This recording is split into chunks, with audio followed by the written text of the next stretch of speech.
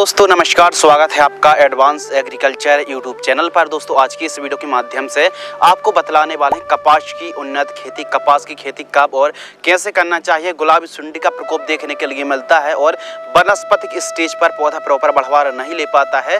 ज़्यादा से ज़्यादा बॉल्स की संख्या कैसे आप बढ़ा सकते हैं, ज़्यादा से ज़्यादा फूलों की संख्या कैसे बढ़ा सकते हैं, पैदावार कैसे बढ़ा सकते हैं। फ्लावरिंग ड्रॉपनेस की समस्या आती है तो उसको आप कैसे कंट्रोल और रोकथाम कर सकते हैं। ज़्यादा पैदावार निकालने के लिए कब कौन से उर्वरक खादों की आवश्यकता पड़ने वाली है, कौन सी न्यूट्रिएंट की पूर्ति करना चाहिए जिससे पैदावार अच्छी हो, लाभ अच्छा मिले। और कपास की जो एक नया और युवा किसान यदि कपास की खेती करता है या फिर परंपरागत तरीके से आप कपास की खेती करते आ रहे हैं तो कैसे आप वैज्ञानिक तरीके से खेती करके काफ़ी अच्छा प्रॉफिट निकाल सकते हैं। चलिए दोस्तों शुरू करते हैं। चैनल पर पहली बार आए हैं तो चैनल को सब्सक्राइब कर लीजिए। सबसे पहले टाइमिंग के ऊपर बात करते हैं तो कपास की खेती, कपास की बुआई दोस्तों आप अप्रैल से जून के मध्य कभी भी सोइंग कर सकते हैं।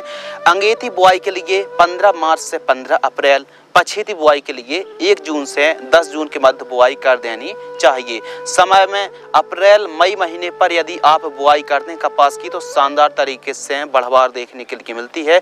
खरीफ सीजन की प्रमुख नकदी फसल है। जलवायु और टेम्परेचर, कपास की फसल लंबी अवधि की फसल है जो कि गर्म और आर्द्र जलवायु की आवश्यकता पड़ती है। इसके अलावा टेम्परेचर अंकुरण के समय 32 से 34, बढ़वार के समय 21 से 27 और फ्रूटिंग स्टेज में फ्लावरिंग स्टेज पर 25 से 30 डिग्री सेल्सियस टेम्परेचर की आवश्यकता पड़ती है।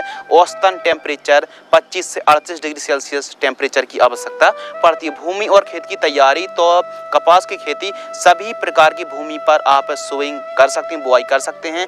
अच्छा उत्पादन काली मिट्टी, काली दोमट है, रेतीली दोमट है, चिकनी दोमट है, पीली दोमट भूमि काफ़ी अच्छा उत्पादन देखने के लिए मिलता है। लेकिन भूमि के हिसाब से वैरायटी भी अलग अलग बनाई जाती हैं। हल्की भूमि के लिए अलग किस्में, भारी भूमि के लिए अलग किस्में, मध्यम भूमि के लिए अलग किस्मों को डेवलप किया जाता है। तो किस्में भूमि के हिसाब से सिलेक्शन करें। मृदा की पीएच वैल्यू 5.5 से 7.5 तक चल जाती है। यदि मृदा की पीएच वैल्यू दोस्तों 7.5 से अधिक है तो जिप्सम 50 किलोग्राम बुआई के समय प्रयोग करना चाहिए। खेत की तैयारी में नॉर्मल तरीके से 1 से 2 बार कल्टीवेटर से जुताई कराना है। रोटोवेटर से मिट्टी को भुरभुरी कराना है। खेत की चारों साइड तारबंदी होना चाहिए, चारों साइड साफ सफाई होना चाहिए। और जितनी ज़्यादा आप साफ सफाई रखेंगे, जितनी ज़्यादा मिट्टी भुरभुरी होगी, उतनी शानदार तरीके से कपास की बढ़वार होने वाली है।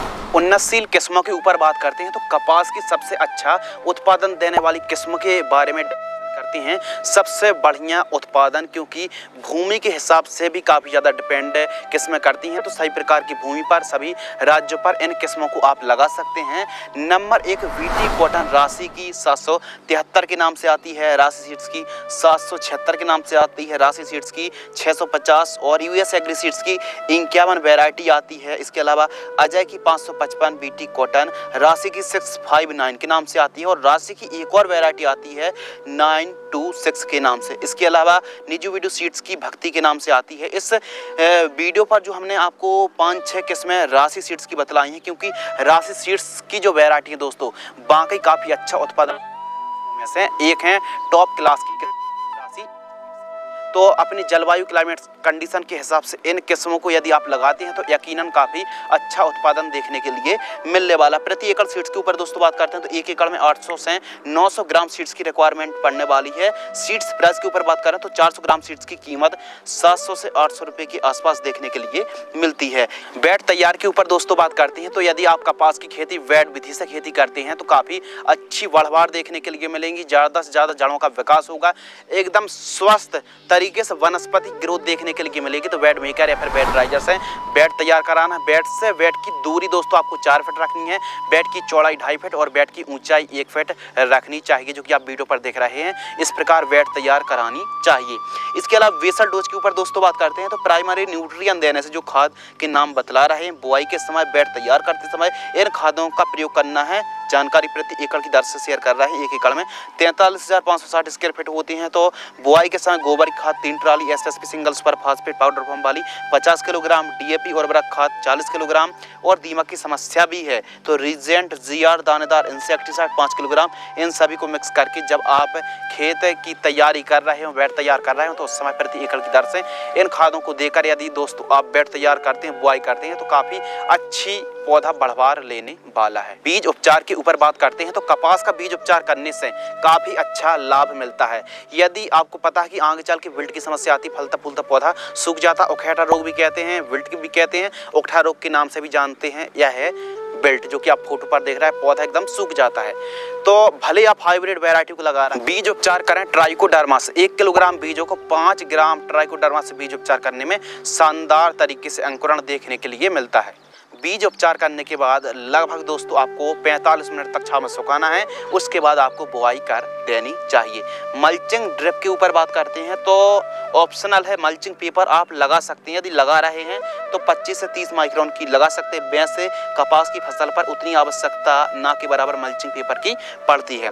ड्रिप, हाँ ड्रिप जरूर लगाएं। 16 mm मिललाइन ड्रिप को आप लगा सकते हैं। प्लांट डिस्टेंस के ऊपर दोस्तों बात करते हैं तो सीडल विधि से भी आप बुआई कर सकते हैं, हाथों से भी सोइंग कर सकते हैं। पौधे से पौधे की दूरी 2 फीट और लान से लान की दूरी 4 फीट रखनी चाहिए। सीड्स की गहराई 4 सेंटीमीटर रखनी चाहिए। उत्पादक राज्यों के ऊपर बात करें तो सबसे ज्यादा गुजरात, राजस्थान, महाराष्ट्र, मध्य प्रदेश, उत्तर प्रदेश, हरियाणा, पंजाब, तमिलनाडु पर खेती होती है, लेकिन इसके अलावा भी आप अन्य राज्यों पर कपास की खेती कर सकते हैं। सिंचाई के ऊपर दोस्तों बात करते हैं। इरिगेशन तो सर्वप्रथम पलेवा करना, उसके बाद ही आपको बुआई करनी है। यानी पहले आप सिंचाई करें, पलेवा करें, फिर उसके बाद जब खेत पर 25% नमी हो तब हमको बुआई यदि करते हैं तो काफ़ी अच्छी बढ़वार देखने के लिए मिलती है। तो पहली सिंचाई आपको करनी है दोस्तों 25 से 30 दिन के मध्य फर्स्ट सिंचाई। इसके अलावा 10 से 15 दिनों की अंतराल पर आवश्यकता अनुसार सिंचाई करनी चाहिए, यदि दोस्तों बरसात ना हो रही हो तब, क्योंकि थोड़ा मध्यम सिंचाई होती है और वैसे भी यह खरीफ सीजन की फसल है और यदि बरसात ना हो तो हमको आवश्यकता अनुसार सिंचाई करनी चाहिए। खरपतवार नियंत्रण के ऊपर बात करते हैं तो कपास की फसल पर जहां तक मुमकिन हो, जहां तक पॉसिबल हो तो निराई गुड़ाई करें, मजदूर की मदद से निराई गुड़ाई करें, प्रॉपर खरपतवार मुक्त फसल रखें। यदि मजदूर उपलब्ध ना हो तो सबसे पहले बुआई करना है और बुआई के 2-4 घंटे के अंदर pre emergent herbicide pendimethalin 30% EC 1 litre 200 litre पानी घोल करके स्प्रे कर दीजिए। कुछ इस प्रकार खरपतवार का जमाव नहीं होगा। तो इस हिसाब से भी खरपतवार को कंट्रोल आप कर सकते हैं। प्रॉपर निराई गुड़ाई करें, मिट्टी को चढ़ाते रहें और जितनी ज़्यादा आप आवश्यकता अनुसार सिंचाई करेंगे उस हिसाब से पौधा बढ़वार लेने वाला है। स्प्रे शेड्यूल के ऊपर दोस्तों बात करते हैं तो कपास की फसल पर काफ़ी ज़्यादा इम्पोर्टेंट विषय है कीट नियंत्रण। हरा तेला, एफिड जैसेड, सफ़ेद मक्खी, गुलाबी सुंडी, विल्ट और ब्लाइट की समस्या देखने के लिए मिल सकती है। तो बीमारी जो कि आप फोटो पर देख रहे हैं, यह बीमारी काफ़ी ज़्यादा आती हैं, लेकिन सबसे बड़ी जो समस्या है एफिड, हरा तेला, सफ़ेद मक्खी के साथ साथ गुलाबी सुंडी, इनका प्रकोप होता है। रोकथाम कैसे करें? पीला और नीला ट्रैप सबसे पहले आपको लगाना है। हरा मच्छर के लिए कोई एक कीटनाशक 15 लीटर की दर से स्प्रे कर दीजिए। सफ़ेद मक्खी के लिए यदि कम प्रकोप है तो इन कीटनाशक को, यदि अधिक प्रकोप है तो इन कीटनाशक को कोई एक को 15 लीटर पानी घोल करके स्प्रे कर दीजिए। यदि हमारी कपास की फसल पर पिंक वॉल वर्म यानी गुलाबी सुंडी का प्रकोप है तो कोई एक कीटनाशक 15 लीटर की दर से स्प्रे करना है। फंगस का प्रकोप है, कोई फंगस का, तो इन दोनों में से कोई एक फंगीसाइड का स्प्रे कर दीजिए 15 लीटर की दर से। इसके अलावा दोस्तों फल फूल ड्रॉपनेस की समस्या आती है तो बाहर की प्लांट 4 ml या फिर टावली प्लांट ग्रोथ रेगुलेटर पेक्लोबुट्राजोल जो कि 40% SC में आती है 3 ml, दोनों में से कोई एक 15 लीटर की दर से स्प्रे कर दीजिए। NPK का स्प्रे करने से भी काफ़ी अच्छी फसल बढ़वार लेती है। तो फर्स्ट जो कॉम्बिनेशन है लगभग दोस्तों आपको कपास की फसल 20 दिन से लेकर 30 दिन के मध्य कभी भी आप सिजेंटा की क्वांटिटी 40 ml, NPK 19 100 ग्राम वनस्पतिक स्टेज पर आप स्प्रे कर सकते हैं 15 लीटर की दर से। सेकंड जो स्प्रे है फ्रूटिंग स्टेज पर सुमिटोमो की होसी 25 ml, NPK 13-045 100 ग्राम 15 लीटर की दर से स्प्रे करें। कपास की फसल पर बेल्ट की समस्या भी काफ़ी ज़्यादा देखने के लिए मिलती। फलता फूलता पौधा सूख जाता, जिसे हम मरोड़िया रोग या फिर उकठा के नाम से भी जानते हैं, जिसे हम बेल्ट कहते हैं। तो बेल्ट की रोकथाम के लिए जब आप पौधरोपण करते हैं तो 30 दिन बाद से 45 दिनों के अंतराल पर ट्राइकोडर्मा 500 ग्राम, गन्ने का गुड़ आपको 3 किलोग्राम 200 लीटर पानी घोल करके सिंचाई के साथ प्रयोग आप यदि करते हैं या फिर ड्रिप से 200 लीटर घोल 1 एकड़ में इस्तेमाल करते हैं तो काफ़ी अच्छा रिजल्ट देखने के लिए मिलने वाला है।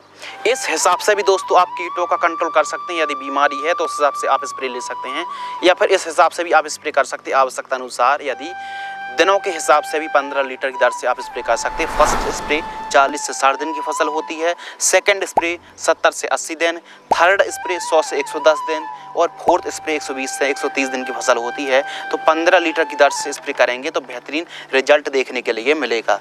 यदि दोस्तों आप ड्रिप से खेती कर रहे हैं तो खाद का जो शेड्यूल काफ़ी ज़्यादा इंपॉर्टेंट है, काफ़ी ज़्यादा महत्वपूर्ण है। हम बात कर रहे हैं फर्टिगेशन शेड्यूल के बारे में।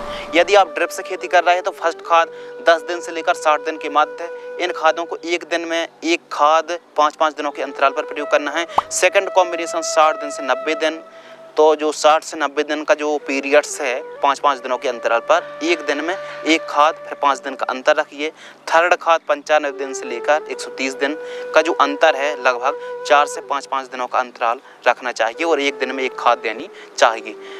साधारण तरीके से आप खेती कर रहे हैं तो इन खादों को जड़ों के पास देकर सिंचाई करें। फर्स्ट खाद 35 से 40 दिन की फसल होती है तो प्रति एकड़ की दर से देकर सिंचाई करें। इन सभी को मिक्स करके जड़ों से 4 से 5 इंच दूर। सेकंड खाद 65 से 70 दिन की फसल होती है, इस हिसाब से प्रति एकड़ की दर से जड़ों के पास देकर सिंचाई करेंगे तो बेहतरीन रिजल्ट देखने के लिए मिलेगा। लाइफ साइकिल के ऊपर दोस्तों बात करते हैं तो कपास की जो क्रॉप है 150 से 170 दिन में तैयार हो जाती है। लागत के ऊपर बात करते हैं तो 20,000 रुपये के आसपास लागत लगेगी एक एकड़ में।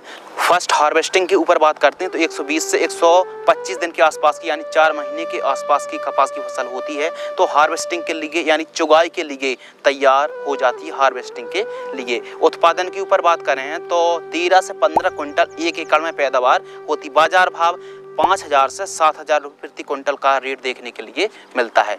मुनाफा प्लस नेट प्रॉफिट के ऊपर दोस्तों बात करते हैं तो लागत को काटकर आप एक एकड़ पर 60,000 रुपये से लेकर 80,000 रुपये तक आप एक एकड़ से कमाई कर सकते हैं।